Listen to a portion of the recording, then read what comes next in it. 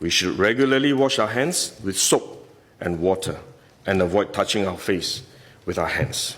Even at a meeting when we have on this ministry task force, while I was speaking, I was touching my face until Minister Lawrence Wong nudged me with his elbow and said, "Stop touching your face."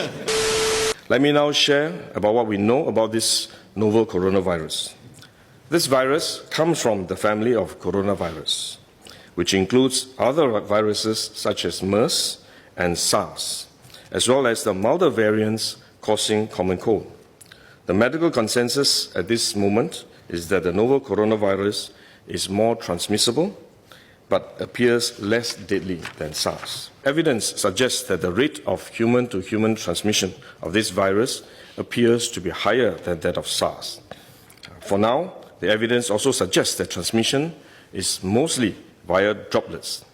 What this means is that the virus is carried within droplets emitted from an infected person over a short distance, such as when a person coughs or sneezes. If these droplets come into contact with the eyes, nose, or mouth of an individual, directly or indirectly through hands that have come into contact with these droplets, the individual may become infected. To clarify, there is no evidence currently to suggest that the virus is airborne. There are other viruses, such as the chickenpox, which can easily be transported via air currents and do not require droplets to contact the eyes or nose. The novel coronavirus is not in this category of viruses. The novel coronavirus could also transmit through surface contact. Let me explain. When a person sneezes or coughs, the droplets fall onto the surfaces of tables and chairs, and the virus may remain alive for up to a few days.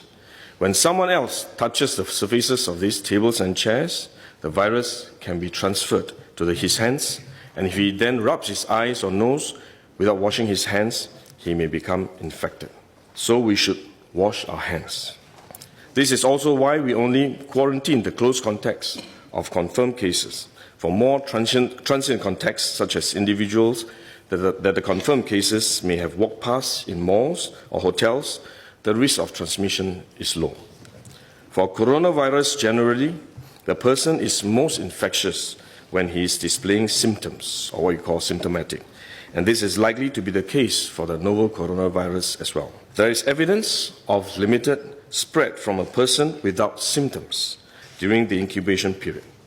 However, this form of transmission may be uncommon and has so far involved isolated cases only. At this point, the evidence still points towards higher transmissibility when the person is displaying symptoms.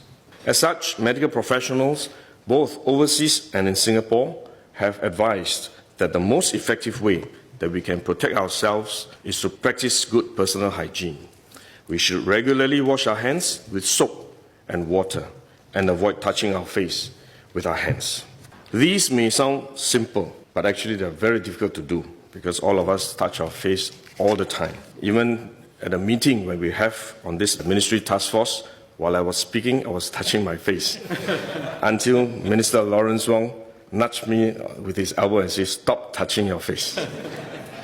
So it is simple but extremely difficult, but are actually very effective in preventing all kinds of infection. Potential infection from asymptomatic persons, in fact, is less likely to be from coughing or sneezing directly because they don't have symptoms. They are not sneezing or coughing, but more likely by touching contaminated surfaces, for which masks offer no protection. Wearing a mask when we are well often gives us a false sense of security instead, and we are more likely to touch our faces when we constantly adjust our masks, which is one way the disease spreads. At the same time, we need to protect others, our loved ones, friends, colleagues, and fellow Singaporeans that we come into contact with. If we are sick, we should rest and recover at home as far as possible. If we do need to go out to see a doctor, for example, we should wear a surgical mask to protect others. So this is when mask is needed, when we are unwell and have to go out.